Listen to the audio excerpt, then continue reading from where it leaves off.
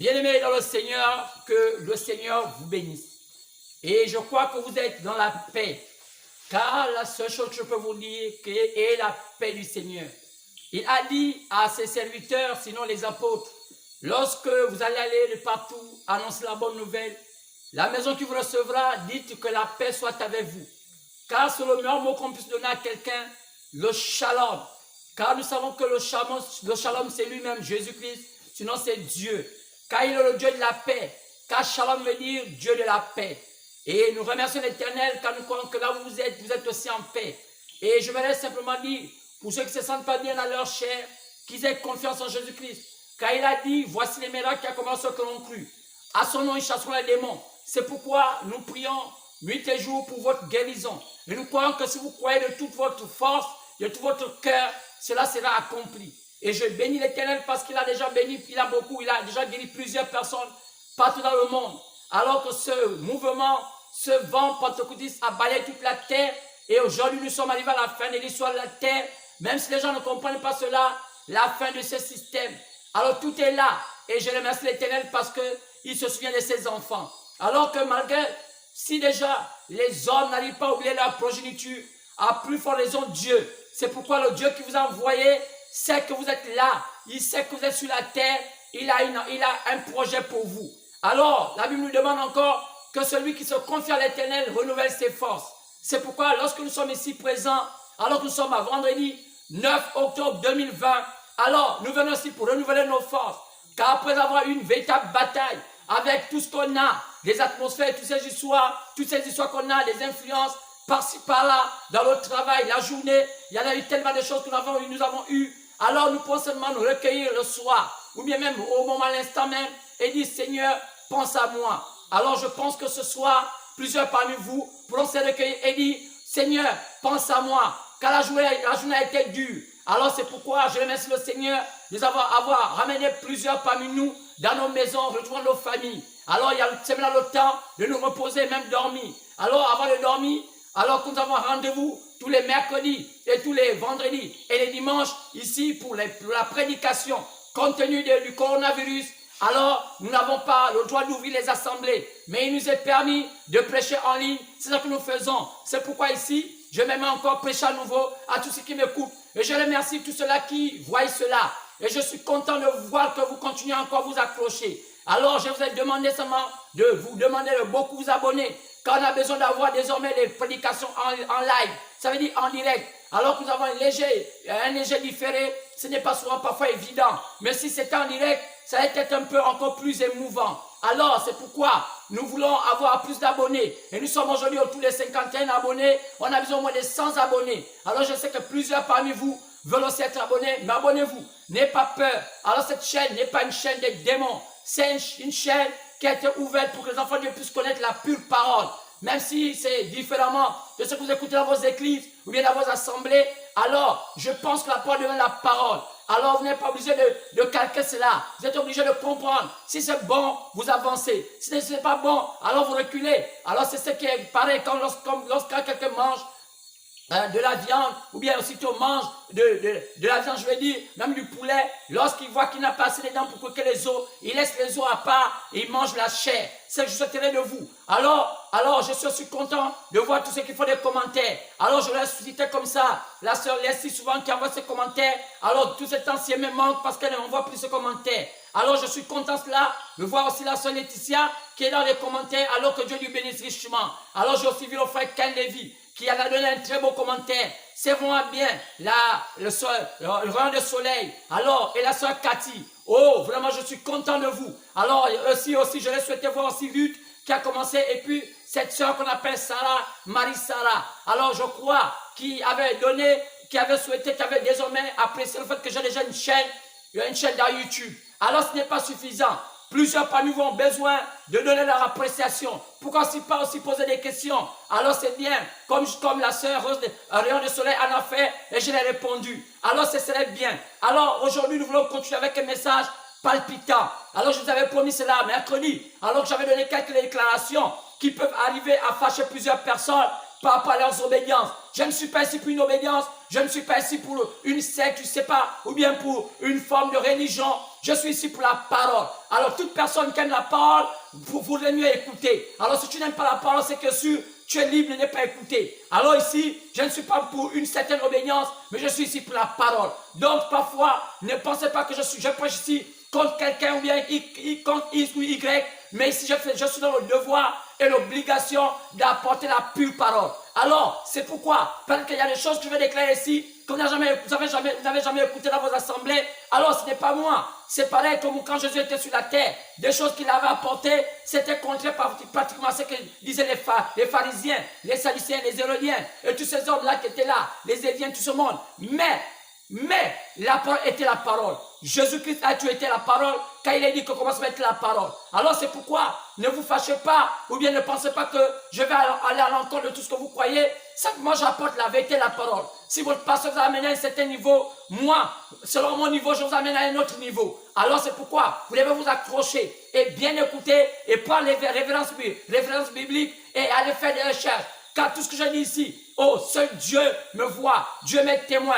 Je n'ai rien à vouloir égarer quelqu'un. Mais mon ambition, c'est de vous amener sur la volonté de Dieu, comme cette question qu'a posée Rayon de Soleil. Lorsqu'elle voulait demandé comment être agréable à Dieu, je l'ai montré Jean 6. Car être agréable à Dieu, c'est faire la volonté de Dieu. Alors, il a dit, c'est de croire en celui que Dieu a envoyé. Jean 6, partant du verset 28. Alors, c'était une question, c'est à son temps. Mais Jésus avait répondu en disant, si tu veux faire l'œuvre de Dieu, si tu veux vraiment être agréable à Dieu, alors il faut croire en celui que Dieu a envoyé. Maintenant, pour croire en celui que Dieu a envoyé, il faut être certain que la personne qui te parle, c'est Dieu qui l'a envoyé. Alors pour comprendre cela, Dieu en a mis sa parole là. C'est comme un GPS. Et Dieu, quand il vous amène la parole, c'est pour vous retrouver à savoir si c'est que cet homme l'a dit ou bien ce signe l'a dit est vrai. Quand il y a tous des signes qui montrent que cela est vrai ou ça ce n'est pas vrai. Car Jésus nous avait déjà prévenu dans Matthieu 24 que plusieurs viendront à son nom et ils diront des choses, que je suis le Christ ou le Christ est là. N'y allez pas, car ce sera une fois future. C'est pourquoi c'est un temps difficile. Et Paul nous avait aussi averti cela, lorsqu'il avait fait la lettre à Timothée. La première lettre à Timothée, dans le chapitre 4, au verset 1, il en a dit cela. Dans la deuxième lettre à Timothée, au chapitre 3, au verset 1, il en a aussi prévenu cela. Il avait dit même qu'il y aurait un manquement de foi et plusieurs vont abandonner la foi. C'est-à-dire, ils vont abandonner le vrai chemin par rapport aux persécutions, par rapport à la vie difficile. Car le temps de la fin, c'est un temps difficile. C'est pourquoi la foi on a commencé avec un message palpitant. On en a tellement amené cela. Et j'ai vu, et jusqu'à aujourd'hui, plusieurs personnes continuent à voir. Et c'est bien. Ça m'encourage. Alors, comme aujourd'hui aussi, je pense que vous allez aussi continuer à voir cela. Car c'est un bon message, un message palpitant. Alors, la famille, on en a vu. Quoi? Le mercredi, on parlait des 7 sceaux. Oui, les 7 sceaux, là où sont cachées toutes les armes du chrétien pour vaincre à la Odyssée. C'était le message de mercredi. C'est dans les 7 sceaux que toutes les armes étaient cachées. Ah oui, c'est pourquoi Paul nous avait parlé de ces armes, d'Éphésiens 6. Alors, mais cela était encore brouillon, parce que Paul avait dit dans 1 Corinthiens 13, qui dit, il disait, lorsque le parfait viendra, le passé disparaîtra. Nous connaissons en partie, mais lorsque le parfait viendra, nous allons connaître comme nous voyons comme ça. Parce que là, en leur temps, ils voyaient encore au travers d'un miroir. Maintenant, en ce temps, Paul avait prévu qu'en ce temps-ci, c'est simplement le miroir. Ce serait vis-à-vis. Mais qu'est-ce que Paul voulait dire par là? Paul était en train de projeter déjà qu'au temps de la fin, quelque chose de magnifique allait se passer. Quelque chose de magnifique. Quelle est cette chose magnifique? Alors il était prévu au temps de la fin, l'ouverture, la plénitude de la parole. Alors Daniel nous avait dit cela dans le chapitre 4, dans le chapitre 12, au verset 4. Il dit il y aurait un livre. Alors c'est pourquoi Paul en a montré quel était ce livre dans Hébreux 10. Et ce livre-là c'était Christ lui-même. Et ce qu'on a vu aussi, l'Apocalypse, qui est au livre de la Révélation, que Christ était caché dans un livre, dans un rouleau. Ce rouleau était appelé 7 sceaux. C'est comme on peut voir ça après le chapitre 5, partant du verset 1. Alors on voit que seul l'agneau, et nous savons tous que l'agneau, c'était Jésus. C'était l'appellation qu'on avait lorsqu'il était sur la terre, lorsqu'on lui donnait la tribu de l'agneau, parce qu'il est venu mourir pour chaque personne.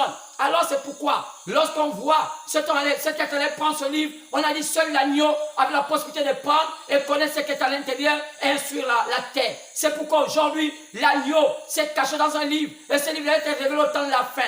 Et la Bible nous a montré cela dans l'Apocalypse chapitre 10, que lorsqu'il descend, cette fois-ci, il descend avec le livre ouvert. Ce livre qui était fermé, alors il donne ce livre-là au 7e messager. Alors il est dit dans le chapitre 10, partant verset 7, mais qu'à la voix du 7e ange, nous savons tous que le 7e ange est le 7e messager de l'Apocalypse chapitre 3, verset 14, qui est l'âge de la Odyssée. Et nous savons aussi que la Odyssée, c'est l'âge, le temps de la fin. Car la Odyssée veut dire démocratie, droit de peuple. Oui, quel est le moment? Au 20e siècle, nous parlons d'un temps de la démocratie. Et au temps de la démocratie, l'ange qui est censé apporter l'évangile, au temps de la Odyssée, est le 7e ange.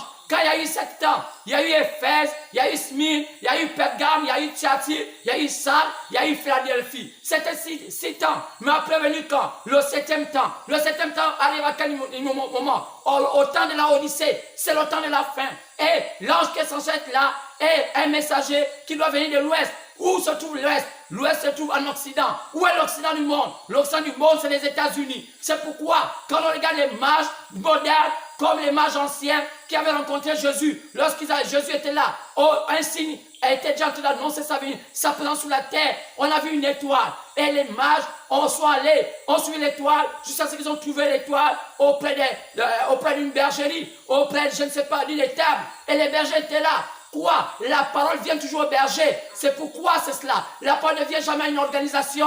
La parole ne vient jamais à un système de religion. La parole ne vient jamais à une dénomination. Et la parole ne vient jamais à un bâtiment. Mais la parole vient à un homme. La parole vient au berger. Un berger, c'est un type d'un pasteur. C'est celui qui a le devoir de paître. Quand il est arrivé, qu'il a dit que Jésus était l'agneau devait être auprès des bergers. C'est pourquoi les premières voix Jésus, c'était des bergers. Il est né sous une étable. Les hôtelleries n'avaient pas de place. Les bons endroits n'avaient pas de place. Il fallait qu'ils naissent. Là, il y avait des moutons. Là où c'était le gâchis. Comme une véritable naissance. Lorsqu'on voit une vraie naissance, ça commence par un gâchis. Il y a de l'eau, il y a le sang. Et après vient l'esprit. Ça commence par un gâchis. Et ça termine par un joyau. Vous voyez, ça était comme ça. Lorsque quelqu'un a la pure parole, cela parfois énerve plusieurs personnes. Car les démons ne veulent jamais que la pure parole soit prêchée. Et nos esprits qui sont contre la parole, parfois peuvent qualifier ce qui est vrai de faux. Pourquoi? Parce que des milliers d'années, le monde a avalé le mensonge. Ça fait plus de 2000 ans, le monde écoute l'églisiologie. C'est la science des églises. Quoi? Les gens ont transféré des choses. Les gens ont déformé les choses. Les gens appellent, le bâtiment, l'église. Alors que le bâtiment n'a jamais été l'église. L'église, c'est cette communauté, des groupes de gens, des chrétiens, des hommes nés de nouveau, des gens qu'on a toujours appelé comme église. Alors c'est pourquoi on peut les trouver dans des maisons, on peut les trouver partout. C'était cette communauté-là qu'on appelait l'église. Mais en ce temps, dans cette forme de confusion, aujourd'hui on appelle les bâtiments église et tout le monde a pris le mot. Et ça a commencé à être église. Comme on voit, lorsqu'on appelait à l'époque les assemblées, sinon les bâtiments en Israël, les temples, sinon les tabernacles, lorsqu'ils sont allés à Babylone, cela avait changé. Ils ont commencé à appeler plusieurs noms. Ils ont commencé à appeler même des gens qui étaient appelés sacrificateurs, rabbins.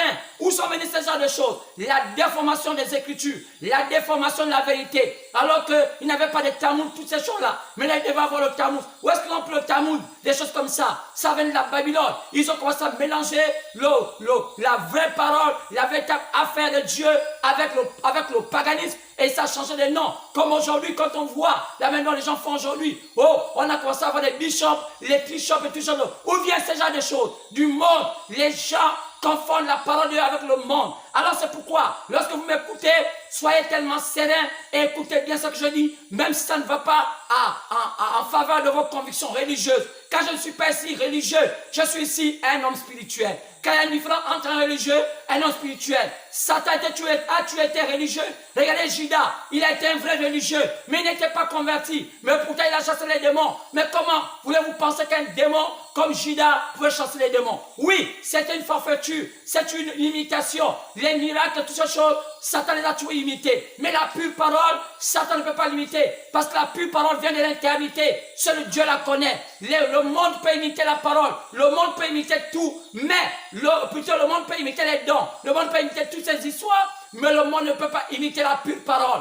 Car ça vient de l'éternité. C'est pourquoi Satan ne peut pas créer, Satan peut transformer, Satan peut déformer, mais il ne peut jamais créer. C'est pourquoi la guérison vient de que de Dieu. Aucun homme sur la terre ne peut guérir l'autre. Alors la médecine, gloire soit rendue à Dieu, nous aide à nous rapprocher de Dieu. C'est pourquoi, avec cette science, ça nous a aidés. C'est pourquoi aujourd'hui, lorsque vous êtes malade, tu as le devoir d'aller à l'hôpital. Nous ne sommes pas des témoins de Jéhovah avec notre doctrine qui vont dire que non, n'allez pas vous transfuser le sang parce que le sang là, mais vous savez que la chair, le sang ne va pas être au ciel. Comment vous, témoins de Jéhovah, vous allez pousser les gens à dire, même si tu as un problème de sang, ne te transfuse pas le sang parce que le sang de cet homme-là, c'est le sang du diable. Comment connais-tu que quelqu'un du diable quand tu vois seulement quelqu'un juste par la caricature? Alors vous voyez, toute cette confusion des religions qui amène les gens à dire, ne mangez plus le samedi, comme les aventures du 7e jour. Il y en a plusieurs comme ça.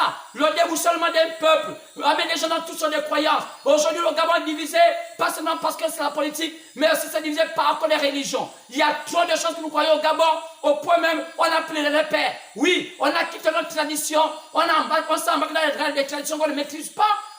Et jamais connaître même les origines. Chaque fois quand quelqu'un me parle de ma position par rapport au christianisme, on me dit souvent que toi tu n'as pas de position. Oui monsieur, Jésus aussi n'avait pas de position. Quand la position c'était la parole. Ce monde ici, c'est un monde tellement truqué, avec toutes les faussetés. On a toutes ces choses aujourd'hui, qu'on va appeler catholique, islam et toutes ces histoires, protestants, pentecôtistes, tout ça, éveillés. Tout cela vient des ténèbres. Mais alors la pure parole n'a jamais été organisée. C'est pourquoi ce soir, on va encore un peu plus loin. Je vous ai fait comprendre que vous devez maintenant désormais vous habituer à vivre avec le temps. Comment voulez-vous dire? Oh non, on ne croit pas aux francs-maçons. Oui monsieur, vous êtes libre. Oui, comme moi aussi je ne crois pas eux. Parce qu'ils sont des athées. Ils ne croient pas à la révélation de la parole. Bien, mais chacun est libre. Mais vous allez dire, on va les chasser. Et tout au long de la journée et de vos prières, vos prédications sont marquées sur eux. Comment vous allez vous contenter à vous focaliser sur les francs-maçons, les réseaux chrétiens, alors que vous allez désormais apprendre à vivre avec eux? Où est-ce que c'est écrit? Où vous allez comprendre que non, ils vont être effacés de la terre. Non, monsieur, ils seront là. Comme c'était au temps de Daniel. Au temps de Daniel, il y avait Nebuchadnezzar, il y avait son fils Belshazzar. Après cela, puis Darius, le roi des Mèdes et des Perses. Et voyez tout ça jusqu'à Azurus. Après, on a vu un homme appelé qui? Dans le royaume grec, Alexandre le Grand. Après, on a vu qui? Plus tard, on a vu le royaume romain avec César. Regardez tous ces hommes. Est-ce que ces hommes-là étaient des chrétiens ou est-ce qu'ils étaient influencés? De qui Nebuchadnezzar était influencé? Quelle était la pierre angulaire de la croyance de Nebuchadnezzar si ce n'était la doctrine la trinitaire, où on croyait en trois dieux? Où est-ce que ça vient? Ça venait tout droit des ténèbres. Mais pourtant Daniel a vécu en ce temps-là, a vécu au temps où Nebuchadnezzar était là. Mais Dieu n'a pas dit à Daniel d'effacer le royaume de Nebuchadnezzar. Quand cela était suscité à dessein, Dieu avait permis que le peuple d'Israël, par la tribu de Juda, soit en captivité en Babylone pour une cause précise, pour ramener les enfants de Dieu dans le droit chemin. Dieu a toujours fait cela. Dieu va utiliser une force pour ramener les enfants de Dieu dans le droit chemin. Comme lorsqu'une bête, comme un agneau, autant pour moi, ne veut pas croire au berger, chaque fois, c'est l'agneau-là qui s'évade, qui s'éloigne, et chaque fois, elle est prête à mettre en danger tout le troupeau. Que fait un vrai berger? Un vrai berger va laisser tout le troupeau pour aller chercher son agneau qui est garé. Mais après, lorsque cet agneau insiste à le faire de temps en temps, il a le devoir de le casser une patte. Pas parce qu'il n'aime pas cet agneau, ça colle l'amour. C'est pourquoi la Bible dit que l'amour est correctif. Oui, monsieur, l'amour corrige. C'est pourquoi la Bible demande, je réponds tout ce que j'aime. Pourquoi les gens n'aiment plus le châtiment du Seigneur lorsqu'il faut les ramener dans le droit chemin? Parce que l'homme est devenu orgueilleux, l'homme est devenu loin de Dieu, l'homme a embrassé la religion. Mais Dieu sait que ses enfants aiment la réprimande. La réprimande est la bonne part du croyant. Un beau chrétien, une bonne chrétienne aime la réprimande, aime un message qui bouge le cœur. Pas un message qui cajole. Faites comme ça, faites ceci, et tout ça ira bien. À la fin, ça ne va pas. On est obligé de fabriquer comme des charlatans. Lorsqu'il vous manque que voilà, quelque chose va vous arriver, voilà ceci, cela, alors que ça ne marche pas. Ils sont déjà ajoutés des choses pour vous faire croire que c'est vrai, alors que c'est le mensonge. Ce qu'on appelle le charlatanisme, c'est le mensonge. Et c'est ce qui fait qu'aujourd'hui l'Afrique a du mal à décoller parce que la plupart des personnes en Afrique, dans plusieurs sphères, ce sont des charlatans. Dans plusieurs domaines, les charlatans en politique, les charlatans en économie, les charlatans en religion, les charlatans dans plusieurs domaines. Quel est le mal de l'Afrique? C'est le charlatanisme. C'est la méconnaissance de la chose réelle. Alors on est obligé de bricoler. C'est pourquoi aujourd'hui, même plusieurs foyers ne tiennent pas. Pourquoi? Parce que les femmes ne sont pas prêtes à aller dans le foyer. Elles sont contentes d'avoir simplement un gain. Alors on veut juste se marier pour avoir un gain, sinon pour enrichir la famille, ou sinon pour apporter la contribution à l'épanouissement de la famille. Mais qui vous a dit cela? Ce n'est pas ça le mariage. C'est pourquoi aujourd'hui, les mariages sont devenus comme des contrats. Oui, monsieur, c'est pourquoi un vrai mariage commence par deux êtres qui ont les cœurs sincères. C'est pourquoi avec Dieu, c'est la même chose. On ne peut pas accepter Dieu si on n'a pas un cœur sincère. Malgré le fait que tu fais des prières, malgré le fait que tu peux crier, malgré le fait que tu peux faire tout ce que tu peux faire, si tu n'as pas un cœur sincère, Dieu, tu ne peux pas être agréable à Dieu. C'est pourquoi un vrai enfant de Dieu commence à avoir la sincérité. Quoi? Tout passe par un véritable esprit sincère. C'est pourquoi j'ai réprimandé la fois dernière tous les activistes gabonais, quel que soit là ils se trouvent, que ce soit au nord, au sud, à l'est, à l'ouest, dans les quatre coins de la terre, en Océanie, partout. Je les ai fait comprendre que c'est bien de se lamenter de tout ce qui est fait au Gabon, mais il y a des réalités qu'ils ne connaissent pas. Le fait d'être injurieux, le fait de tout ce qu'ils font, demander à beaucoup de pays d'assiéger le Gabon, et faire ces choses. Oh non, oh peut-être il y a plusieurs comme ça, qui sont dans beaucoup de choses, qui cherchent à avoir des connotations avec le monde occulte pour pouvoir venir créer une zizanie dans le pays. Ce n'est pas juste, ce n'est pas droit. Alors je dis cela, c'est malhonnête. Alors, un pays qui vous a nourri, malgré tout ce qui passe, comment voulez-vous que d'autres pays viennent nous assiéger pour soi-disant libérer le Gabon? C'est le diable qui vous pousse à faire ces choses. Est-ce qu'on va peut-être vous dire cela? Mais vous savez qu'une voix semble vraie, mais son issue, c'est les ténèbres. Si vous aujourd'hui, vous demandez à d'autres pays d'assiéger le Gabon, alors vous avez aussi vos parents s'ils mourront, alors s'ils meurent, qu'est-ce que ça veut dire? Vous pensez que les gens qui vont assiéger le Gabon vont simplement attaquer le Gabon sans tuer vos parents? Ils ont un signe. Est-ce qu'ils sont rares? Oh, quelle malédiction de penser qu'un pays se dérive par une guerre. Non, monsieur, laissez le Gabon comme il est. Dieu sait faire ces choses. Chacun son temps. C'est pourquoi je dis aux Gabonais qui croient au Seigneur, laissez Dieu faire ces choses. Même si aujourd'hui, on laisse encore les églises fermées, aussi longtemps qu'on nous laisse prêcher dans les médias, chacun a le devoir d'apporter sa parole et dire à son fidèle d'écouter l'évangile. Alors, vous n'avez pas besoin de faire des bras de fer au gouvernement et dire que voilà, aujourd'hui, on va faire ceci, demain, on va faire cela. À un moment, vous devenez tellement léger, à la fin, les gens ne peuvent plus vous croire. Quand on est spirituel, on doit être un homme sincère, on doit être un homme habile, un homme prudent, car évitez d'être des hommes dans un temps perplexe. Parce que si vous êtes des hommes comme c'était perplexe, alors vos fidèles quand même pourront croire à vous. Vous n'avez plus d'encre. C'est pourquoi aujourd'hui, le fait que la essaie de montrer ainsi pour dire qu'on arrête toutes ces choses, alors cela commence à vous faire peur. Mais vous ne savez pas qu'il y a une chose qui arrive bientôt. La Bible a prévu ce qu'on appelle quoi? C'est la marque de la bête. Oui, monsieur, personne ne pourra acheter ni vendre sans avoir la marque de la bête. Oh, après chapitre 13 a dit cela. Mais comment vous savez? Comment on va recevoir cela? Même si aujourd'hui, il y a plusieurs spéculations sur la marque de la bête. Les gens racontent des choses et des choses. Mais je veux dire quelque chose. Il est sûr que dans ce livre des 7 sceaux, il est aussi caché ce pan-là. Car il est prévu que dans les 7 sceaux, tous les mystères qui étaient cachés depuis la nuit des temps devaient être révélés. Comment on pourra avoir cette marque de la bête? Oh, celui à qui Dieu a donné une mission, le 7e ange de l'Apocalypse, chapitre 10, partant du verset 7, qui de la Odyssée a dit cela. Il dit la marque de la bête, c'est quelque chose de religieux. Ça viendra de la religion. Oui, monsieur, on a vu une première bête qui vient de l'eau, une deuxième bête viendra de la terre. Et cette bête-là vient de la terre est tout droit qualifiée comme celle vers les États-Unis. Car on voit qu'elle a des petites cornes, elle a aussi cela, la tête comme un bison. Et oui, car on a un peu qu'elle fait cela. Lisez seulement dans le chapitre 13, voir cette deuxième bête. Vous allez voir quand on la caricature, elle est semblable au bison américain. Comment la marque de la bête viendra de l'Amérique? C'est pourquoi elle viendra comment? D'une religion. Oui, monsieur, une image de la bête va se faire. La même chose comme l'Église catholique a fait pour dompter la terre. Alors aussi le diable va utiliser ce qu'on appelle l'image de la bête. Et c'est la religieuse. Elle va passer par une confédération des églises. Lisez William Branham dans le message appelé les 16 âges de l'église. Il a dit que c'est une confédération d'églises. Quoi? Une confédération d'églises protestantes. Car quand on appelle aujourd'hui dans notre pays les églises de réveil, oh cela s'appelle en Amérique les églises protestantes évangéliques. C'est pourquoi c'est par ce système que le diable va utiliser la marque de la bête et cela appliqué au front, appliqué à la main.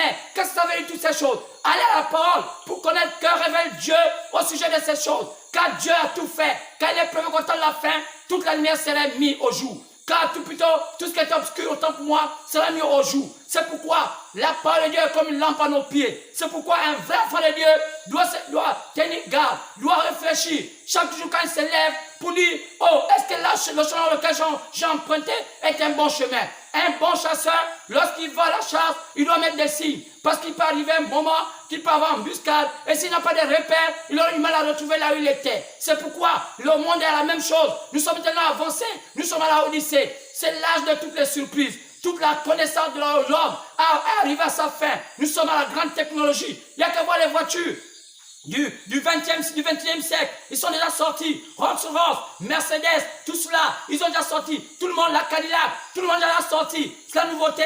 Oh, regardez, la haute technologie, c'est du fer, on met toutes ces choses à la haute technologie. Et les gens sont tellement prisés dedans. Regardez Hollywood. Quoi? Aujourd'hui, on n'a plus besoin d'avoir des grands diplômes. Ou bien pour là. Alors, il n'y a qu'à travers son corps, et même les hommes et les femmes font tout cela et tout marche bien. Oui, on n'a plus besoin d'aller à l'école et faire des grandes études pour avoir beaucoup d'argent. Même si on a un petit diplôme, cela n'est qu'un support. Mais la chose réelle, la Odyssée n'a pas besoin vraiment des grandes études en tant que telle, mais la Odyssée a besoin des apparences. C'est pourquoi, même aujourd'hui, lorsque tu es un pasteur, tu prêches la vérité, les gens vont d'abord te regarder pour voir si tu es un homme qui a une apparence bien. Les gens ne se convertissent plus par rapport à la parole, mais les gens se convertissent à la figure de l'homme. Lorsqu'ils ne t'apprécient pas, tu n'es pas un vrai pasteur. Lorsqu'on t'apprécie, tu es un vrai pasteur. Même si tu dis des mensonges, c'est pourquoi la plupart des gens qui ont les grandes églises aujourd'hui sur la terre, ce sont les gens qui ont frappé leur apparence. Ils ont pu construire par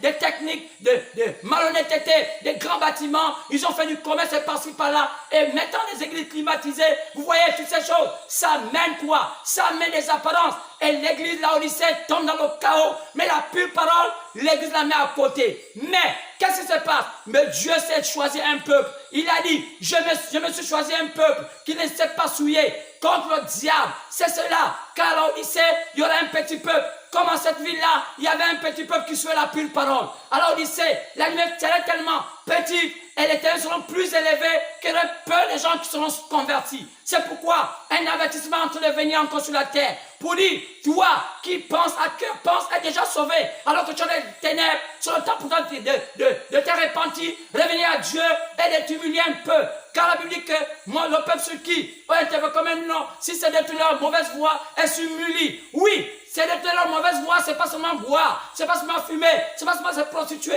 mais même des voies religieuses qui ne sont pas vraies. C'est pourquoi aujourd'hui, il n'y a qu'à voir la nouvelle génération des gens qui s'appellent hommes de Dieu aujourd'hui. Ce sont les délinquants qui ont laissé la rue, qui sont mis dans des bâtiments avec toutes sortes de coiffes bizarres, des sortes de non-bishops qui chantent, et général de ceci, genre de cela. Alors ça devient maintenant comme une caricature. La spiritualité n'a plus la crainte. C'est pourquoi aujourd'hui, je dis encore aux Gabonais, le temps est venu de comprendre ce temps. C'est pourquoi apprenez à marcher avec ce temps. Car c'est un temps compliqué, c'est un temps complexe. La Bible nous parle, dans Matthieu 24, Jésus avait dit, si le temps n'était pas abrégé, personne ne serait sauvé. C'est pourquoi les temps seraient tellement difficiles. Quoi? Satan pourrait séduire, si c'était possible, les élus. Si Dieu avait permis, les élus ne pourraient même pas tenir. Mais à cause de Dieu, oh, les élus ont été épargnés. Quoi? C'est un niveau de séduction tellement élevé que le monde ne pourra pas avoir, qu'on n'a jamais eu depuis le monde existe. Il dit, oh, c'est une chose qu'on n'a jamais eue depuis le début. Oh, la séduction n'a jamais été si tellement élevée. Quoi? Le bling-bling, le monde le plus élevé, l'argent. Oh, la fausse monnaie doit pulluler. Comme cela, il y a tellement de choses. Quoi? L'habillement et toutes ces choses. Oh, les gens sont la conquête des livres et les offrandes. Il y a tellement. Les gens sont des businessmen. Oh, que dit Dieu? Dieu dit, éloignez-vous de là, mon peuple. Amen. Car la Bible nous dit, la Bible nous a déjà prévenu. C'est pourquoi, ce soir, j'ai un thème pour vous. C'est un thème merveilleux que je vais vous apporter et je vais lire la Bible. Alors, nous sommes à vendredi 9 octobre 2020. Le thème d'aujourd'hui, je vais vous parler de la divinisation de l'homme. Comment Dieu a prévu rendre l'homme divin. Comment Dieu a prévu diviniser l'homme aujourd'hui. Quoi? Le but de Dieu, c'était de diviniser l'homme. Oui, monsieur, parce que Dieu au départ ne s'appelait pas Dieu. Car le mot Dieu veut dire objet d'adoration. On l'appelait Elohim. Quoi?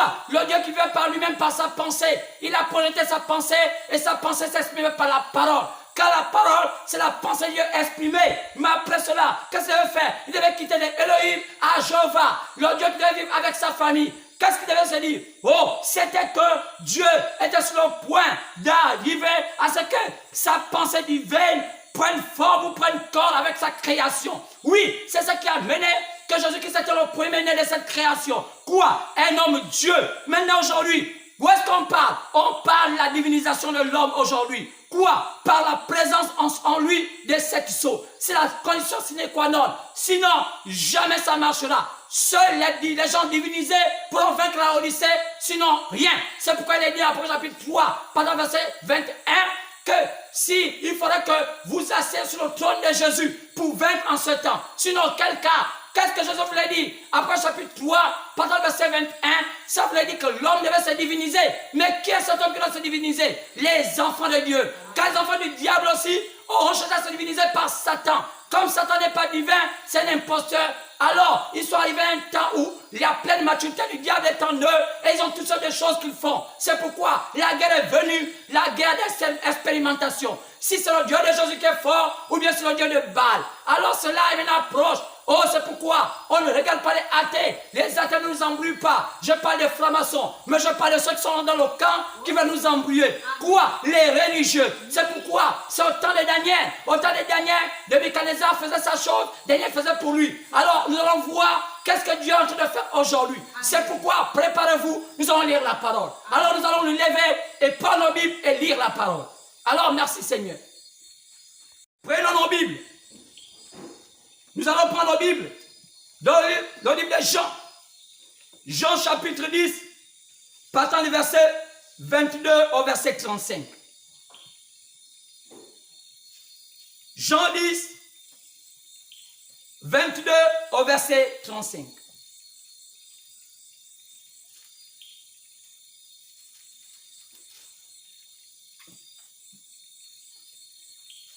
Lisons cette portion des Écritures. Jean chapitre 10, partant du verset 22 au verset 35. On célébrait à Jérusalem la fête de la dédicace. C'était l'hiver et Jésus se promenait dans le temple sous le portique de Salomon. Les Juifs l'entourèrent et lui dirent: jusqu'à quand tiendras-tu notre esprit en suspens? Si tu es le Christ, dis-le, nous franchement. Jésus leur répondit: je vous l'ai dit, et vous ne le croyez pas. Les œuvres que je fais au nom de mon Père rendent témoignage de moi. Mais vous ne croyez pas, parce que vous n'êtes pas de mes brebis. Mes brebis entendent ma voix. Je les connais et elles me suivent. Je leur donne la vie éternelle et elles ne périront jamais. Personne ne les ravira de ma main. Mon Père qui me les a donnés est plus grand que tous. Personne ne peut les ravir de la main de mon Père. Mon Père et moi, nous sommes un. Alors, le Juif prit de nouveau des pierres pour le lapider. Jésus leur dit: je vous ai fait voir plusieurs de mes bonnes œuvres venant de mon Père. Pour laquelle me lapidez-vous?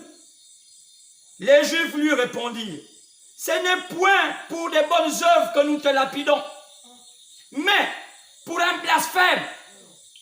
Parce que toi, qui es un homme, tu te fais Dieu. Jésus leur répondit: n'est-ce pas écrit dans votre loi? J'ai dit, vous êtes des dieux. Si elle a appelé des dieux ceux à qui la parole de Dieu a été adressée. Et si l'écriture ne peut être anéantie. Que le Seigneur bénisse la richesse de sa parole. Dans le parfait nom du Seigneur Jésus que j'ai ainsi prié. Amen. Veuillez vous asseoir dans la paix du Seigneur. Alors, ça a été tout comme ça. Regardez ici. C'était à une fête particulière. La fête de la dédicace. Vous savez, tout ce qui a été écrit nous a été écrit pour nous servir de témoignage. Romains 15, 4 nous dit Cela nous a été écrit pour nous servir de témoignage, pour comprendre la pleine vérité des Écritures. C'était à la fête de la dédicace. Vous savez, lorsqu'on parle de la dédicace, c'est lorsque l'œuvre est tellement terminée, mais les femmes là célébrer le temps de l'inauguration. Je peux appeler ça en petit français, le moment de l'inauguration de cette œuvre, on appelle ça la dédicace. L'œuvre du Seigneur, en ce temps de la fin, arrive à son temps de la dédicace. C'est terminé. Les gens qui pensent que la vie va encore avoir plus de 1000 ans, c'est fini. Nous sommes arrivés à la fin de l'histoire de la terre. Ce système est sur le point d'éclater. Les gens ne croient pas à ça. La Bible nous dit, comme au temps de Noé.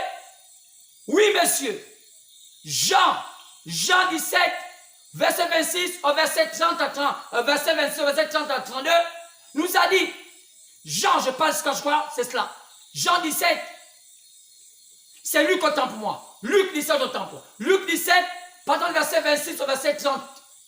Ce qui s'est passé au temps de Noé va se répéter au temps de la fin. Ce qui s'est passé au temps de l'autre devait se répéter au temps de la fin. Mais qu'est-ce qui s'est passé au temps de Noé? C'était la fin d'un cycle. C'était la fin de l'histoire de ce temps-là. Et la Bible nous dit qu'au temps de la fin, l'histoire va se répéter. Et au temps de Noé, si on essaie de faire la similitude avec notre temps, au temps de Noé, il y avait un prophète. Au temps de Noé, il y avait un endroit où il fallait aller fuir le danger. Au temps de Noé, c'est Dieu se révéla à Noé. Dieu ne se révéla pas à plusieurs personnes. Il se révéla à une seule personne. Amen. Dieu ne change jamais sa manière de travailler. Donc, si au temps de Noé, Dieu se révèle à une seule personne, au temps de la fin, Dieu aussi devait se révéler à une seule personne. C'est pourquoi le temps de la fin est censé être le temps où un prophète aussi doit venir. Car la Bible a prévu, c'est en Luc 17, pendant le verset 26 au verset 30, que l'histoire va se répéter. Au temps de Lot, qu'est-ce qui se passe? Lot était le neveu d'Abraham. Lot était le neveu d'Abraham. Abraham était le type du véritable croyant. Lot était le type du soi-disant chrétien croyant. Alors, il y avait les Solomites, il y avait les Lotites et il y avait les hommes d'Abraham. Mais, lorsque Dieu décida de visiter ce temps-là, il amena 3 hommes. Et ces 3 hommes ont commencé à visiter Abraham. Et Abraham les a repérés. Et lorsqu'Abraham les a invités à manger chez lui, Abraham appelait ces 3 hommes mon Seigneur. Donc Abraham avait reconnu que parmi ces 3 hommes, il y avait un qui était Elohim. L'autre, l'histoire devait se répéter. Quoi? Elohim a dit, Dieu fait chair. Dieu était là, Dieu avait tabernaclé un homme. C'était Dieu en chemin. C'était le processus. C'est le même qui devint qui? Melchisédek. Oh, le roi de Salem. Ce grand sacrificateur. Celui qui n'avait ni père ni mère. Regardez bien. Cet homme avait un signe qui l'accompagnait. Abraham avait invité cet homme. Il vient manger. Mais qu'est-ce qu'Abraham avait fait? Abraham a attiré l'attention de Dieu. Un vrai enfant de Dieu doit-tu attirer l'attention de Dieu? Lorsque tu attires l'attention de Dieu, Dieu a l'obligation de venir résoudre tes problèmes. Le problème, c'est de savoir, est-ce que tu peux reconnaître à quel moment Dieu va résoudre tes problèmes? Ça dépend de l'orientation de tes pensées. C'est pourquoi aujourd'hui, la religion va être une arme pour Satan. Quoi? Le diable va utiliser la religion pour amener les gens à ne pas connaître le plan de Dieu. Même si Dieu t'avertit, tu ne comprendras pas. Parce que tu es bouché par la religion. La religion vient du diable. Un religieux, un homme qui est influencé par les ténèbres. C'est pourquoi Abraham avait reconnu Elohim dans la chair humaine. Abraham était humble. Abraham s'était assis au chai démembré. Il faisait chaud. Il avait la souffrance. Il voulait voir ce Dieu qui lui parlait longtemps dans les songes. Comment vous les Gabonais, vous êtes déjà habitués seulement à faire tellement de songes, au point même que ce sont là, sont des cauchemars. Lorsque Dieu vous envoie des vrais serviteurs de Dieu, faites chair, vous ne croyez pas. Abraham a fait longtemps des songes, mais plus tard, Dieu s'est révélé en lui par un homme. Abraham était humble, mais comment Abraham avait su que c'était Dieu? Abraham appelait ces hommes mon Seigneur, pas mes seigneurs. Il y avait un seul Seigneur dedans, car l'Éternel est l'unique Seigneur. Il y avait 3 hommes, mais Dieu, Abraham savait qu'il y avait un qui avait quelque chose avec l'ainsi dit le Seigneur. Dans chaque pays, Dieu va te amener des gens de référence. Pas tout le monde. On peut tous parler de Jésus-Christ, Mais il y a des vrais serviteurs de Dieu. Parfois, les politiques ne les connaissent pas. Les grands hommes ne les connaissent pas. Pourquoi? Parce que la plupart des politiques sont tellement diablés. Ils sont déjà tellement dans leurs choses. Ils sont tellement dans beaucoup de choses qu'ils ne peuvent plus reconnaître la voix de Dieu. Mais chaque fois, Dieu ne peut pas juger un pays. Dieu ne peut pas juger un peuple aussi longtemps qu'il n'a pas envoyé un loin pour les avertir. Et Sodome était comme ça. Et Abraham avait reçu ces 3 hommes. Et lorsqu'Abraham avait fait ce qui était normal, quoi? Le respect. Abraham les invita, Abraham les lava les pieds. C'est un type de respect. C'est pourquoi je dis aux Gabonais de revenir à Dieu. Cessez d'être injurieux, devenir ceci, cela. La Bible dit que non, on ne critique pas le riche. La Bible nous parle de beaucoup de choses. Est-ce que vous lisez même pas les psaumes? Même quand vous allez dans vos voitures, il y a vos Bibles, vous lisez tout le temps les psaumes, seulement parce que vous pensez avoir de l'argent. Mais ces sommes-là ne sont pas seulement pour vous faire gagner de l'argent, bien c'est pas vous coulonnez vos esprits. C'est Dieu qui vous parle. C'est la sagesse de Dieu. Quand les psaumes ont été écrits par David, David, et les premiers ont été écrits par Salomon, c'est lui qui a été pour montrer la sagesse de la vie. Alors, il va vers Abraham. Abraham lui donna à manger. Il donna le meilleur plat. Et c'est là où Dieu se manifesta. Il dit à Abraham, ta femme va avoir un enfant. Quoi? La promesse de Dieu. Abraham attendait depuis des années. Il avait déjà atteint un certain âge.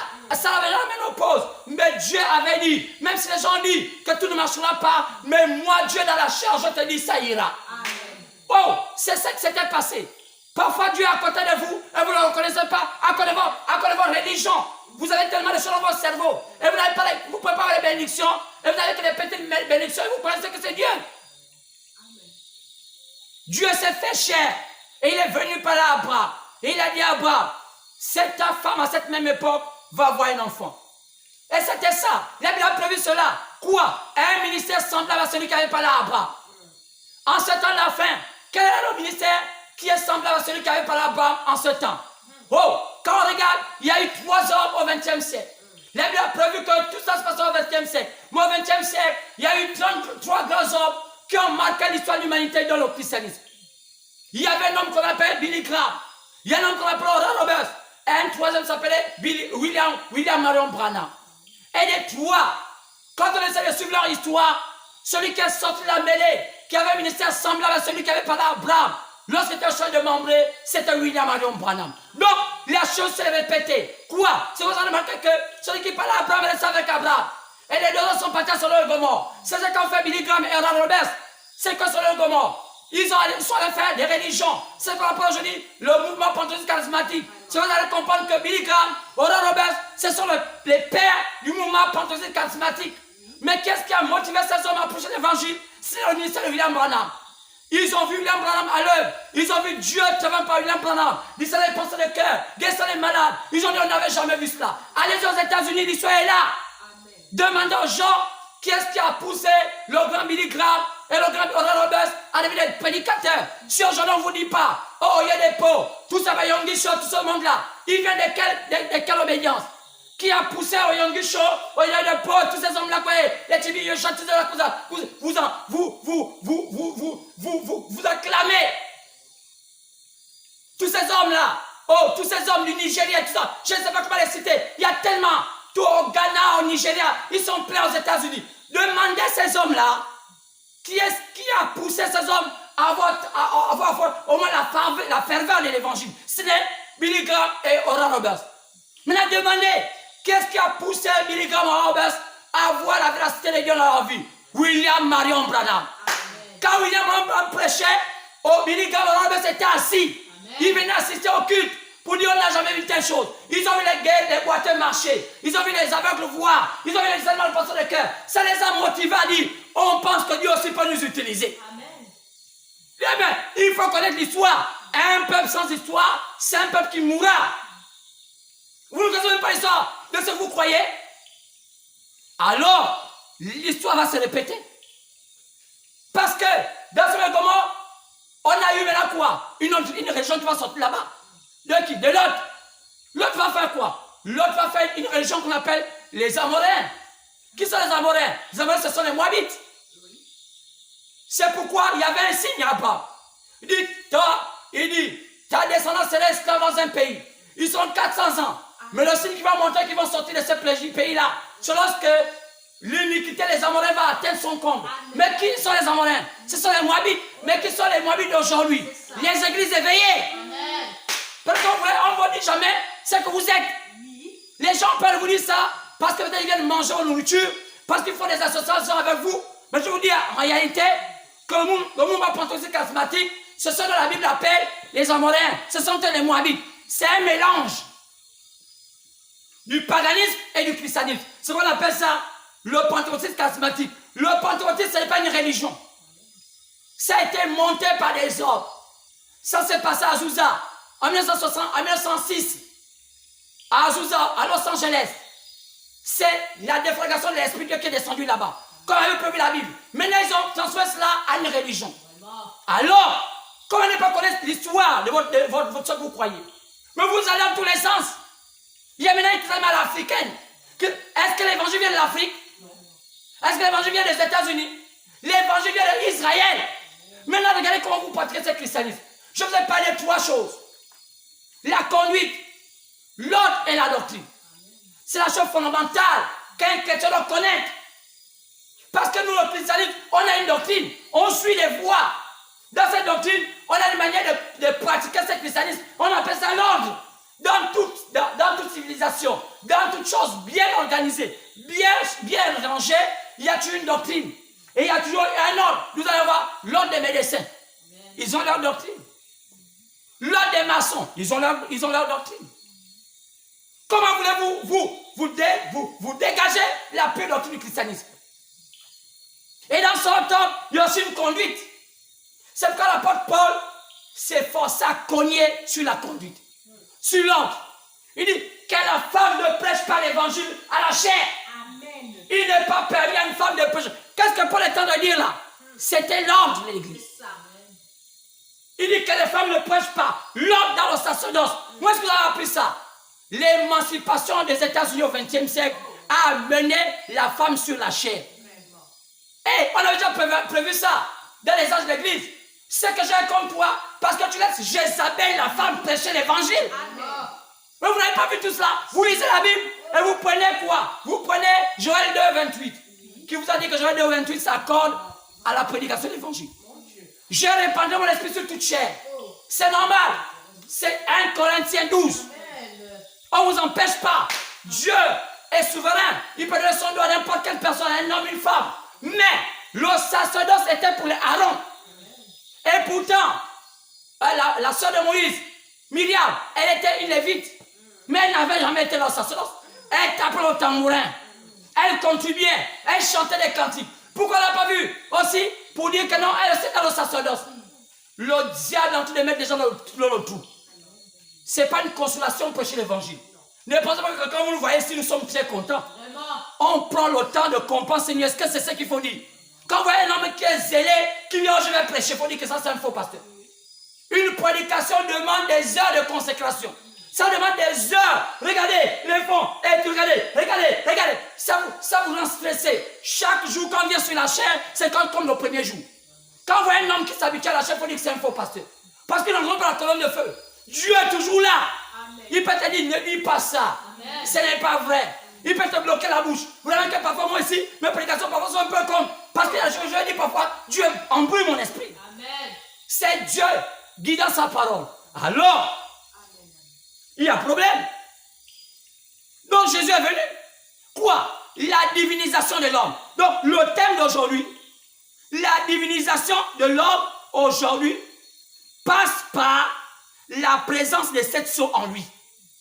Je répète encore, la divinisation de l'homme aujourd'hui passe par la présence des 7 sceaux en lui.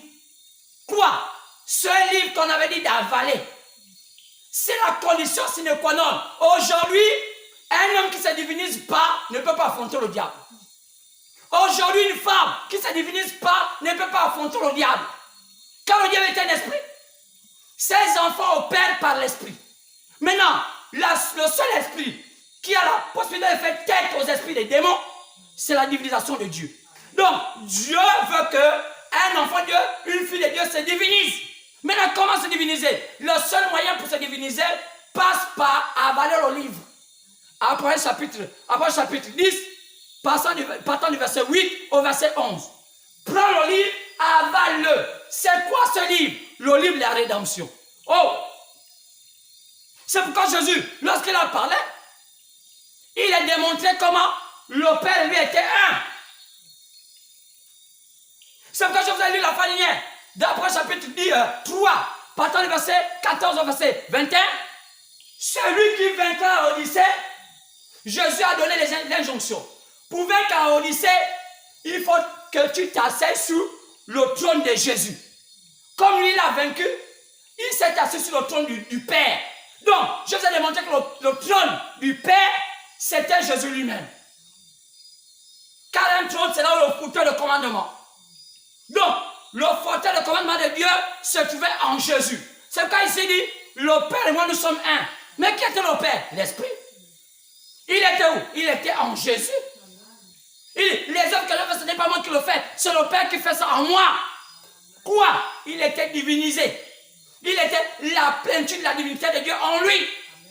Alors il dit, maintenant moi je vous dis, moi j'ai vaincu en faisant que le Père habite en moi. Mais vous aussi, si vous voulez vaincre en sortant de la fin, car le monde ne va plus avoir d'autre âge que la Odyssée. C'est que le système va changer pour aller au millénium, mais pas là comme ça. Vous ne verrez pas après le millénium. Car ceux qui vont arriver au millénium, c'est une catégorie sélectionnée. Même quand il y a la confusion. Il y a des signes. William Branham dit dans le message de l'église, au millénium, il n'y aura plus de papes. Aujourd'hui, si on a encore un pape, c'est que nous n'a pas encore le millénium. Donc, il y a des signes. Je peux vous démontrer cela, William Branham l'a dit. Alors, c'est pourquoi la Odyssée est l'âge le plus pervers qu'on ait jamais eu. Ne vous étonnez pas qu'aujourd'hui la prostitution est tellement élevée. C'est la Odyssée. Prostitution des hommes comme des femmes. Ne vous étonnez pas qu'aujourd'hui on parle d'homosexualité. Oh, mais ça c'est vraiment, c'était déjà même projeté depuis des années. C'est le minime du péché. Il y en a plus que ça. Quand le plus grand péché, c'est pas l'homosexualité. Quand je vois les Gabonais, oh l'homosexualité, on n'est pas d'accord. Et qui vous a dit, attends, entre un homosexuel et un assassin, qui est plus dangereux? Donc, ne confondons pas tout. Ne prêchons pas l'évangile avec nos émotions. On prêche l'évangile par la révélation de la parole, pas par les émotions. Oh, comment on parle de pédé, excusez-moi du thème, j'ai pas envie d'en parler. Oh, tout le monde veut prendre le peuple en otage pour dire, allons-y, combattons parce qu'on parle du mot pédé. Oh, c'est pas ça l'évangile. Même au temps de Jésus, il y avait des pédés. C'est quelque chose qui arrive depuis la nuit des temps. On appelait le numéro nus. C'est là où est venu le mot anus. Amen. Donc, l'homosexualité, c'était une pratique. Jusqu'à ce que c'est devenu vulgaire.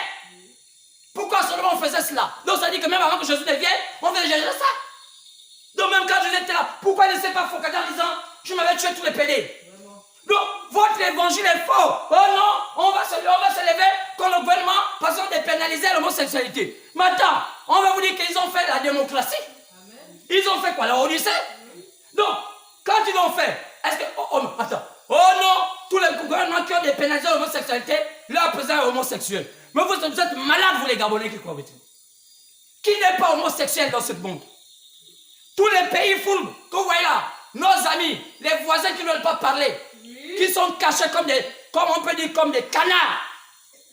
Leurs présidents sont dedans. Ils ne veulent pas dire. Mais nous, on a un président au moins courageux. Vraiment?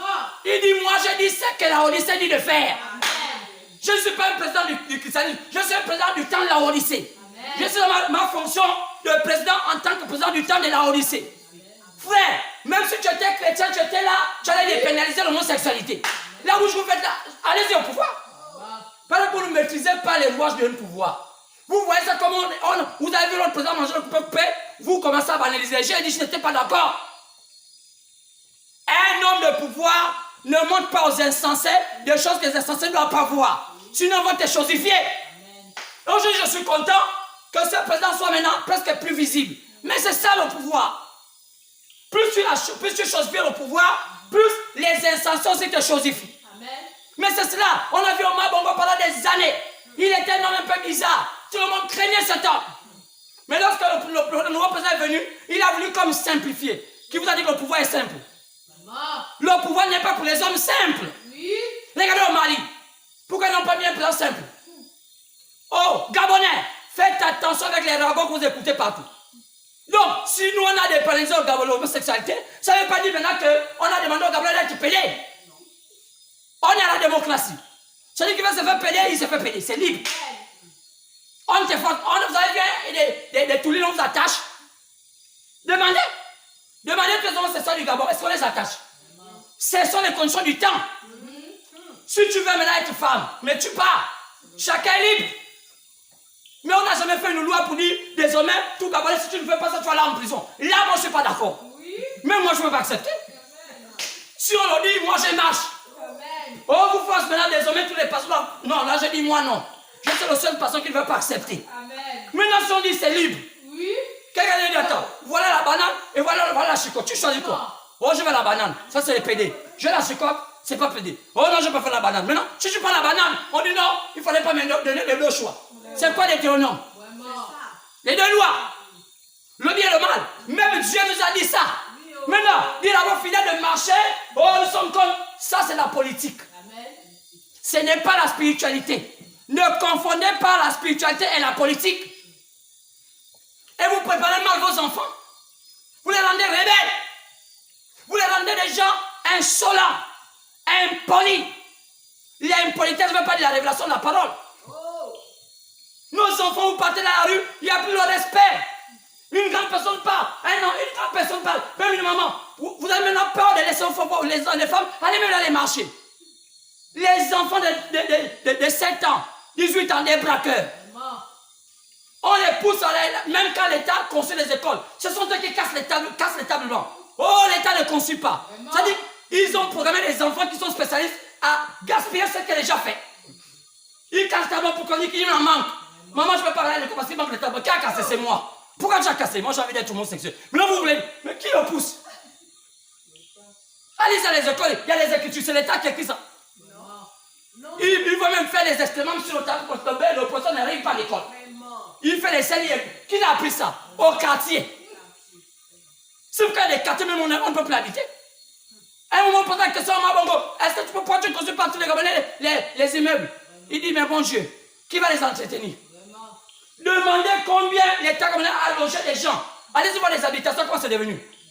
L'État doit loger les Gabonais, doit les nourrir, doit les nettoyer les chambres, les WC, tout. Qui fait ça? C'est un problème du temps. Depuis le bas peuple n'est pas prêt à affronter le 21e siècle. Donc, un peuple grand, c'est un peuple qui a commencé à affronter le 21e siècle. C'est pourquoi les pasteurs doivent savoir qu'est-ce qu'ils prêchent. Maintenant, si l'État n'est pas content ce que je prêche, ils sont libres. Chacun est libre de faire sa démocratie. Je n'insulte pas, mais je dis ce qui est vrai. Maintenant, c'est pourquoi je disais, c'est exactement ça. Jésus a dit, ceux à qui la parole vient, ce sont eux les dieux. Jean 10, 22 à 35. Quoi? Les sceaux allaient venir au temps de la fin. C'est pourquoi Daniel, chapitre 5, pardon, verset 11 à 12, il est clair. On y avait dit à Daniel en ce temps-là, c'était l'homme qui avait l'esprit supérieur. Le temps de Daniel est semblable à notre temps, un temps babylonien. C'est quoi Babylone à notre temps? Oh, allez-y vers ceux qui en connaissent. Quand nous vivons un temps babylonien, tous les 4 empires sont au 21e siècle. L'empire babylonien, Mède des Perses, Grecs et l'empire romain, ils sont maintenant au 21e siècle. Tous les esprits sont là. Quoi? L'esprit du lion, du loup, du léopard et du dragon. Frère, pour lutter, c'est la bataille finale. La grande bataille finale. William me dit que dans la grande bataille finale, la grande bataille jamais livrée. Il a dit, quand on arrive à une grande guerre, la bataille finale, on prend les élites. Dieu a voulu que tu puisses vivre jusqu'à 100 ans. Parce qu'il savait qu'en toi, tu as un esprit d'élite. Donc, tu n'écoutes pas n'importe quel message. Tu écoutes quel message des élites. C'est terminé. Avec, oh non, je suis ça en Christ, j'ai même mon gros foulard, je suis protestant. Tu vas bientôt protester tout le temps parce que tu seras célibataire. Oh non, on voit son gros foulard, c'est écrit où? Oh non, c'est pourquoi aujourd'hui la plupart des enfants de Dieu sont venus regarder les païennes. Quoi? On ne peut pas vivre dans notre temps. Au temps de l'apôtre Paul, Pierre, même s'il ne peignait pas les cheveux, c'était normal. Oui. Mais aujourd'hui, on voit maintenant des frères, des cheveux, je ne sais pas comment. C'est une plantation mal dépoussée. Ils sont bizarres. Les pasteurs, les bishops d'aujourd'hui, mais comme des délinquants, des voyous. Et il n'y a que les bandits pour accompagner les voyous. C'est pourquoi aujourd'hui, l'État n'a pas prendre ses responsabilités. L'État est censé mener un peuple dans le monde politique, dans la droiture. Il faut qu'on commence à mettre des principes. Tu es Nigérien, tu n'as pas le devoir de connaître la spiritualité. C'est non conforme. Ça va aux États-Unis. Va conduire ton peuple nigérien puisque tu as les aptitudes. Oh non, je n'ai pas la nationalité, ça ne marchera pas. Ton sang, c'est nigérien. On peut accepter ça dans la politique parce que là-bas, on peut biaiser. Mais pas dans la spiritualité. La Bible a-tu montré ça? En politique, on peut tout faire. Même la Bible nous montre ça. On a vu même que Esther est devenue la femme d'Azirus qui était païenne. Ça, c'était en politique. Hein. Mais quand c'est la spiritualité, ça, on n'accepte pas. En spiritualité, ce n'est pas acceptable. Quoi? Salomon voulait que la reine Émilie lui donne un enfant, l'enfant puisse tenir le peuple d'Israël comme étant roi. Non! Spiritualité. C'est la spiritualité. Dans la spiritualité, on ne biaise pas. Pas des étrangers à la tête des assemblées au Gabon, sans-ils conforme. Qu'est-ce qu'ils vont? Ils vont enseigner aux Gabonais. Ils peuvent amener les Gabonais des origines de notre tradition jusqu'à ce qu'on a embrassé au christianisme. Mais non! C'est quoi qu'on a un christianisme moribond au Gabon? Que Dieu vous pardonne. Que Dieu vous pardonne. C'est pourquoi Daniel 5, 11 à 12, on dit, il s'appelait Ben Tsatsar. Quelle était la statuette que Daniel avait refusé d'adorer? William Branham dit que c'était sa propre statuette. Sa propre statuette. C'est-à-dire qu'ils l'ont piégé. Ils ont pris sa propre statuette, ils ont mis dans la vie, ils ont dit Daniel, c'est toi-même, adore-toi toi-même. Si Daniel n'était pas ouin, il allait le faire. Il était déjà parmi les plus grands de la République.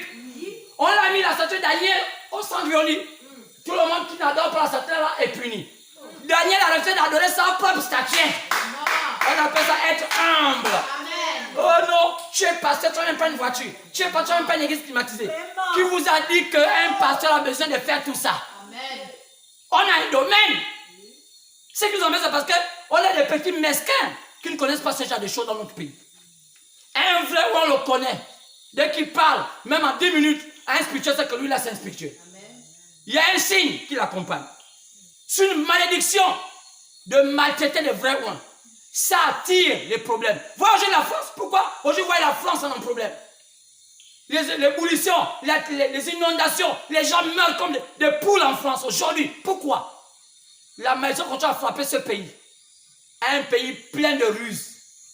Pourquoi je les arbres les maltraite? Mais le génocide, un génocide jamais illustré sur la terre. Quoi? Le changement de peuple. On ne sait plus qui est vraiment français. La France, on peut appeler ça République arabe française. Mais quoi? Est-ce qu'ils étaient obligés de le faire? Que les Bretons sortent avec les Berbères et qu'on forme quoi? Un Berbère breton. Alors, c'est l'hybridation. La nature est en train de vous corriger. L'hybridation amène à quoi? À la bête qu'on appelle qui? On appelle l'âne. L'âne vient de l'hybridation. L'âne. C'est qu'on dit soit bête comme un âne. Pourquoi il est bête? Il est hybridé. Un mélange du mouton, c'est pas de quoi. L'âne n'a pas un véritable rejeton. C'est un mélange qu'on appelle âne. Donc, un pays hybridé, c'est un pays qui n'a pas de repères. L'hybridation. C'est pourquoi Paul dit, pendant le 8 à 11, il a dit, prends l'olive. Quel livre? L'olive des 7 sceaux. Avale-le. Il a amené dans les entrailles, l'eau à la bouche. Oh non, vraiment, moi je veux croire, ça c'est un message qui est vrai. Oh vraiment, quand on dit maintenant je dis qu'est-ce qu'on a même qui doit marcher. Quoi la conduite? Oh, non, c'est tellement bon. Maintenant, applique ça. Non, là, je ne peux pas appliquer. Il faut que vous appreniez les principes de la vie. Qu'on apprenne les principes au Gabonais de la vie. Qu'un homme, malgré qu'il soit comment, ne doit jamais coucher avec une femme mariée. Ça attire des malédictions. Une femme mariée, quelle que soit la manière dont elle se comporte, malgré les envies qu'elle peut avoir, qu'elle ne couche jamais avec un homme marié. Un homme marié, quelles sont les envies qu'il a, ce sont les principes de la vie. Tu le fais, c'est un péché qui ne peut pas être pardonné si ta femme ne t'a pas demandé, ne t'a pas pardonné. Amen. Tu le fais, c'est un péché qui ne t'a pas pardonné si ton mari ne t'a pas pardonné. Il y a des péchés qui nécessitent à ce que ce sont les hommes qui vous pardonnent. Mais oui, un adultère, vous demandez parce que vous priez pour vous pour un adultère, ça ne quitte pas. Il faut que vous allez sur celui que vous allez pour causer le forfait. Qui? Votre mari ou bien votre femme. Celle qui vous dit, je t'ai pardonné. Oui, c'est dans la Bible. C'est écrit. Les choses sont venues nous éclairer. Merci Seigneur. C'est pourquoi Daniel 12, 4 nous montre que ce livre a été révélé au temps de la fin. Daniel chapitre 12, verset 4. Après chapitre 5, partant verset 1 à 3, 4, on dit l'agneau seul a le pouvoir de connaître le contenu du livre. Jésus, là où était le trône de Dieu, Jésus était là où était le trône de Dieu. Donc, en ce temps-là, quand Jésus est venu, il était le modèle de la divinisation de Dieu dans un homme. Le modèle parfait. Depuis la nuit des temps, les gens ont toujours voulu, Dieu a toujours programmé l'homme à la divinisation. Parce que ne pas être divinisé t'expose à toutes les fautes que Satan va faire. Mais c'est une guerre. D'Adam, Noé, il fallait être divinisé. Mais c'était en portion. C'est comme dire que Adam n'est pas venu d'une femme. Il avait déjà une portion de la divinité en lui. Après, est venu maintenant ceux qui sont venus après Adam. D'Adam, Noé. Noé, au temps de Noé, Dieu a fait cesser ce monde. Le monde a recommencé. Quoi c'est? Le processus de la divinisation étant de se faire petit à petit. Quoi c'est? C'est Dieu. Quoi? C'est lorsque Dieu, le divin, devait prendre corps avec la création. Quoi? C'est Elohim à Jéhovah. Le Dieu tout-puissant, qui était quoi? La pensée, devait devenir maintenant, qui était Elohim, devait devenir Jéhovah. Quoi? De la pensée à la création. Quand il était Jéhovah, on l'appelait Dieu. Objet d'adoration. Pourquoi? Lui aussi, il avait le processus de se diviniser, donc devenir un humain. C'est pourquoi Jésus a dit, mais c'est moi que vous attendez. Toi qui vas aux toilettes, c'est moi.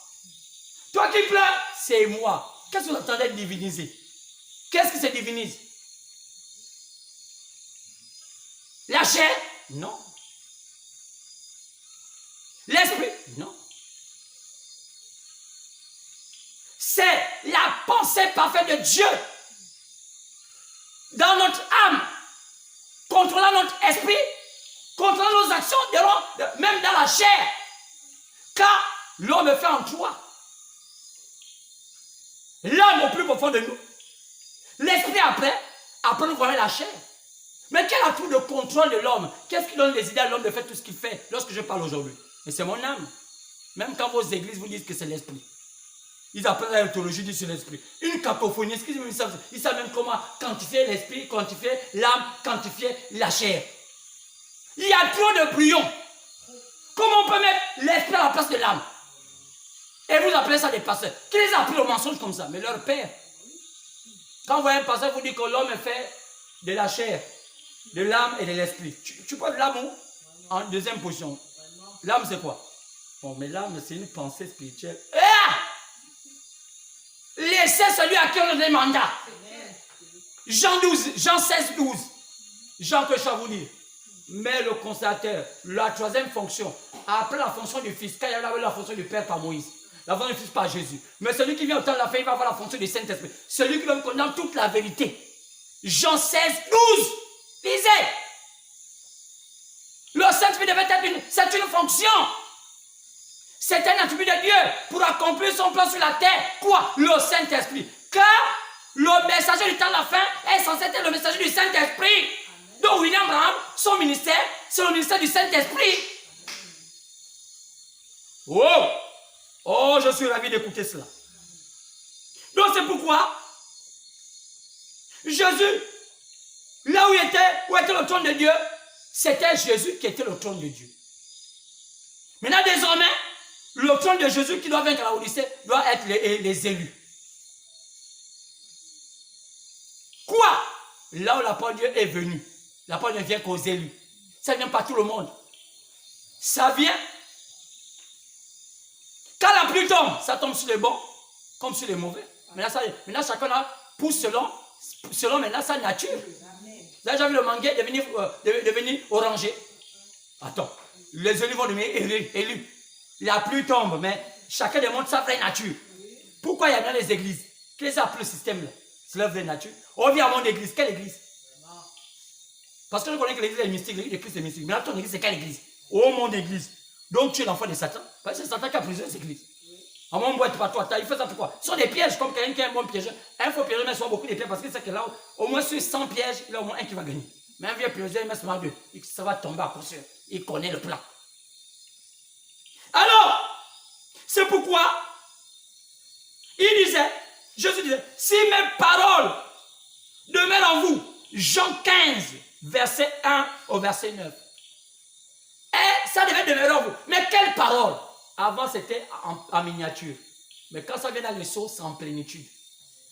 Jean 15, 1 à 9. Si ça demeure en vous, demandez tout ce que vous voulez. Frère, sœur, c'est pas peut-être qu'on vous raconte là pour mentir là. La possibilité qui vient en Dieu, hein. Ce que tu crées, là où c'est que tu vas créer le monde. Dieu nous a donné le pouvoir, c'est le troisième pôle. Tu crées, c'est-à-dire que là où ça ne va pas, tu dis maintenant, Seigneur, maintenant, je suis arrivé à la chose la plus élevée, au troisième. Je peux maintenant créer là où il y a sécheresse. Abraham avait créé. Regardez bien. Il est parti à un endroit où c'était tout déchéché. Il n'y avait rien. Personne ne voulait habiter là-bas. Même pas d'eau, rien. Pourquoi on avait fait la zone où Abraham était? Frère, les parents ont dit, on n'a pas habité. Il n'y a même pas l'eau. Mais dès qu'Abraham avait mis pied, c'est qu'elle est venue au Canaan. Même quand les Arabes disent que c'était chez nous. Mais avant qu'on regarde l'histoire, quand Abraham est venu, il n'y avait personne. Même l'autre avait dit, frère, ce n'est pas un problème des circonstances et des temps. Si tu es un enfant de Dieu, dès que tu as posé, il dit, là vous poserez vos pieds. Vous possédez l'endroit. Tout fleurit. La paix vient. Quoi? Un enfant de Dieu est porteur de bonheur. Quand vous voyez un enfant de Dieu un enfant de Dieu, il vient. Même il n'y avait pas de voisins, les voisins viennent obligatoire. Parce que il n'y avait rien. Les choses changent. Le quartier qui était incertain, le quartier devient un quartier. Oui, monsieur. Si nous, ici, dans ce quartier, nous sommes, on s'unissait, même pensée. Nos enfants, aucun voyou. Celui qui est voyou, on l'amène à la police. Vous allez voir plus les voyous. Pourquoi? Il y a que chez les voyous où les voyous augmentent. Amen. Ils aiment habiter là l'incertitude. Ils aiment entendre, oh j'ai braqué, parce qu'eux-mêmes ils bénéficient des braquages. Oh j'ai volé, parce qu'eux-mêmes ils aiment le vol. Oh j'ai tapé, ils aiment ça. Tu as tapé, il fallait bien taper. Toi, ça encore bien aussi t'es tapé, parce que ça n'est pas le temps. Oui. Vous pensez qu'on tu as tapé quelqu'un? Mais un jour on va aussi te taper. Oui. Parce que tu es dans un quartier de barbares. Il y a un plus que toi qui va te taper. Et après, nous va le taper. C'est pourquoi nous on fuit les quartiers comme ça. Oui. Si ce quartier fait comme ça, il y a quoi à fuir ici? Frère, l'incertitude.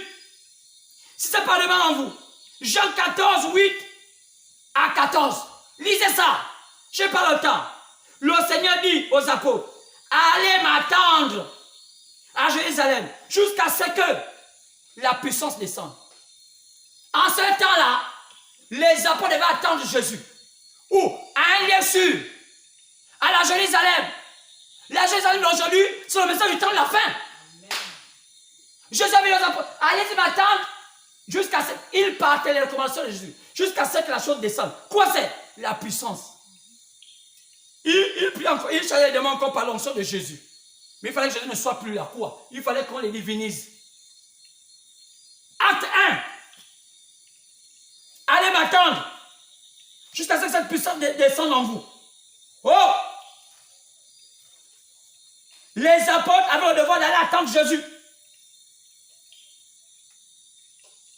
Acte chapitre 1, pardon, verset 6. Alors, les apôtres réunis.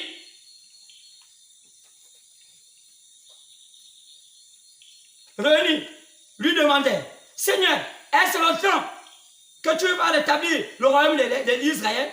Il leur a dit, n'est-ce pas à vous de connaître les temps? Ce n'est pas à vous de connaître le temps ou le moment que le Père a fixé de sa propre autorité. Mais, au verset 8, vous recevrez une puissance, le Saint-Esprit survenant sur vous, et vous serez mes témoins à Jérusalem, dans toute la Judée, dans la Samarie, et jusqu'aux extrémités de la terre. Quoi? Il ne pouvait pas le faire s'il ne recevait pas la puissance. Mais, quelle puissance? Au niveau seulement du don du Saint-Esprit. Il n'était pas encore arrivé à la fin. Il n'était pas encore au lycée. Ils attendaient cela. C'est pourquoi, dans Actes chapitre 2, on peut maintenant voir, ils étaient à la chambre haute. Par le verset 1. Mais ils entendirent comme un bruit d'un vent impétueux. Un enfant de Dieu, une fille de Dieu, qui ne reçoit pas un jour dans sa vie cette présence-là, elle ne peut pas se convertir. Vous pouvez entendre, elle fait, Dieu m'a parlé. Ah, ça c'est du pipeau. Il faut qu'un enfant de Dieu reçoive la présence de Dieu dans sa vie. Elle s'effondre. Quand elle a ça, dès qu'elle fait une chose qui n'est pas bien, elle dit non, c'est pas normal. Ça brise l'orgueil. Ça brise les médisances. Ça brise le mensonge. Ça brise tout ce qu'il faut. Quoi? La présence du Saint-Esprit en toi. La puissance de Dieu. Mais quand ça n'était pas encore arrivé, et que tu as bricolé ça, sœur, tu vas encore avoir les mêmes esprits qu'avant. Parce qu'il y a la falsification. C'est pourquoi, en cette temps-là, c'était seulement la présence de l'Esprit qui donnait quoi? Le don de l'Esprit. Pour nous amener à 1 Corinthiens chapitre 12, les 9 dons. C'est vrai, vous allez voir que les apôtres n'ont plus que manifester. Dans la divinisation, ils n'ont plus que manifester que les 9 dons. Ils prophétisaient, ils parlaient en langue. Mais, la chose la plus essentielle, quoi? Créer. Amener là où, non frère, ça là, il fallait attendre ça au temps de la fin. Même les apôtres se réjouissaient pour cette année. Oh, vous voulez voir ce jeudi? Il dit non, c'est pas votre temps. Il y a des gens qui vont assister à ce temps. Mais vous êtes dans ce temps, vous ne profitez pas. Le livre est là. Oh non, c'est pas notre église. Si on était notre église, quelle église est? Que Dieu vous pardonne. Là, c'est pourquoi la chambre haute de leur temps les a amenés à se diviniser. Ils ont attendu plus de 50 jours. L'Esprit est descendu. Frère, la patience attend cette chose. Beaucoup n'ont pas ça. Priez, demandez Seigneur, que cette chose descende en moi. Que chaque fois quand je vais me sentir dans une mauvaise position, je dis Seigneur, oh, que cette chose descende en moi. Frère, c'est cette chose-là qui t'empêche de faire le mal. Quand tu n'as pas ça, tu vas forcer. Comme une maman mimbiri dans nos églises. Quand c'est ici, là, ceux qui me connaissent savent que chez moi, les femmes ne font pas la grimace là, qui font dans nos églises. Là, comme chez, si il y a des pauvres, bien, c'est pas qu'on appelle chez Yongi Show, c'est pas comment l'autre là. Le Nigérien là qui a les cheveux, c'est pas comment. Pourquoi? Il va vomir à l'église. Amenez le pain, amenez. Ça, c'est de la saleté. Ça, c'est de la saleté, la médiocrité du christianisme, le maraboutage. Et tout le monde est là avec les collants. Amène le gars à la bouche. Comme on voit en Côte d'Ivoire. Et vous voulez que le Gabon imite des gens comme ça? Malheur à vous. C'est pourquoi Dieu vous a amené les produits comme Bakakou. Chez nous, Kakou veut dire le gorille. Pour vous donner le fait qu'on coule les tam-tam pour dire oh, Ivoirien, on a trop fait de mal. Avec les mamans au Langui, au Zaïre, Congo démocratique. Le travail, c'est violer les gens. Ils ont eu même le prix Nobel d'un homme qui a réparé les sexes des femmes. C'est ça qu'on peut vous donner comme prix Nobel. Parce que votre travail, malgré le travail qui est venu chez vous depuis des années pour les Congolais démocratiques, il n'y a que chanter les candides. La conversion du cœur de rien. Tous les amis que j'ai fait de les Congolais là qui viennent ici, il m'a envoyé. Quand tu l'as dit, lui là. Chez nous, il y a un film qu'on appelait Django. Ce sont les Django de l'Afrique. Ils sont là, l'Afrique, on les a bastonnés, on les a chassés en Afrique. On dit non, vous êtes des envahisseurs. C'est tout. Les Nigériens sont pas... Mais comment on dit que les Sud-Africains sont mauvais? Non. C'est aussi tout là envahir les autres. Restez un peu chez vous. Oh, Goma, tout le temps, il y a viol. Oh, Bukavu, il y a viol. Vous ne pouvez pas attendre même pas un jour sans que les chaînes françaises nous montrent qu'on a encore violé quelqu'un. Si ce n'est pas une personne qui a violé, c'est le Fidèle qui a violé. C'est pas le Fidèle. Ils ont plus, tout le monde est là-bas, tout le monde est croyant de quelque chose. Ils ont des religions même que nous ne maîtrisons pas. Les Kimbanguistes, les Kimbangos, les Moulangilistes. Oh non, Seigneur. Que Dieu aide nos frères qui sont là-bas. La bataille est lourde. Oui. Récupérez ceux qui sont venus ici. Oh. Ramenez-les, s'il vous plaît. Ramenez-les. Ils nous contaminent aussi au Gabon. Oh, il n'y a pas de dons au Gabon. Quand ils sont venus délivrer. Délivrer quoi? Ils ont déjà des cartes gabonaises. Mais délivrer au Gabon, quand ils prennent nos cartes. Je sais, après, il faut les ramifications des hommes politiques. Ils sont flous. Les figures séchées. Bon, excusez-moi du terme. Mais je les reconnais. Il faut dire comme ça. Bon, j'aime un peu l'humour. Oui, c'est pourquoi la chambre haute des élus d'aujourd'hui est différente de la chambre haute des élus du temps des apôtres. Il fallait nous la montrer. C'est comme on voit ça dans 2 Pierre, chapitre 1. Faites de tout votre effort à 2 Pierre, chapitre 1, 2 Pierre 1. Faites de tout votre effort d'ajouter à la fois. Quoi? C'est des escaliers. Quoi? C'est là où se trouve notre chambre haute. 2 Pierre 1. Je vous rappelle, je ne veux pas lire. 2 Pierre 1, partant verset 3 jusqu'au verset 8. Pour ne pas être oisif, ajoutez à votre foi la vertu. De la vertu, la connaissance. La connaissance, la temperance. La temperance, la patience. La patience, la piété. La piété, enfin, l'amour fraternel. Enfin, après l'amour fraternel, on arrive au charisme. Donc, à la charité, à l'amour divin. Quoi? On arrive à la pierre de fête. C'est là où se trouve le livre. Le livre qui nous connaît après la fête, c'est ce livre qui nous nourrit à nous diviniser. Quoi? Plus seulement à parler à l'âme. Il m'a parlé. C'est que tu peux savoir que ça, c'est pas vrai. Oui. Ça, c'est vrai. Amen. Ça, c'est pas juste. Ça, c'est juste. Ça, c'est mon mari, un bon mari. Ça, c'est pas un bon mari. Frère, sœur, tu deviens Dieu dans la chair humaine. C'est un âge plus élevé que les autres qu'on n'ait jamais vu. Même autant de Moïse n'est pas près que notre âge. Même autant d'Esther, ça va pas. La femme d'aujourd'hui, chrétienne, est plus élevée même qu'Esther. Oh, je vais être comme Esther. Non, Esther n'a pas voulu vivre à ton temps. Comment tu vas envier Esther? Esther a pu avoir un mari grand type roi. Toi, tu peux avoir un mari empereur. Tu n'es pas Esther. Comment tu vas encore amener une chrétienne d'aujourd'hui au niveau d'Esther? Vous vous dévalorisez. Esther n'a pas vu les sexos. Les sexos, frère, si tu es né aujourd'hui, dis merci mon Dieu. Pourquoi on va encore le seul en Christ bizarre? Il ne faut pas dire que vous êtes au temps d'Esther, vous êtes au temps de la sorcellerie. Votre temps, c'est au temps de la sorcellerie. Esther, comment elle a fait même pour séduire Azurus? Regarde comment on l'a nettoyé. Mais elle avait d'abord en elle déjà la chose derrière. Elle avait déjà une petite portion de la divinisation en elle. Mais la chose qui est venue en haut, venue se nettoyer. Mais, au temps de la fin, l'enfant de Dieu, les fils de Dieu sont censés être au sommet de la divinisation. Frère, c'est pourquoi 2 Pierre chapitre 1, pendant verset 3, verset 8, nous a clairement montré les vertus qui rentrent en toi lorsque les choses sont avalées. Frère, tu as ce qu'on appelle la tempérance. Regarde les gens, tu as les vertus, oh mon Dieu, oh lisez ça. C'est pas une caricature.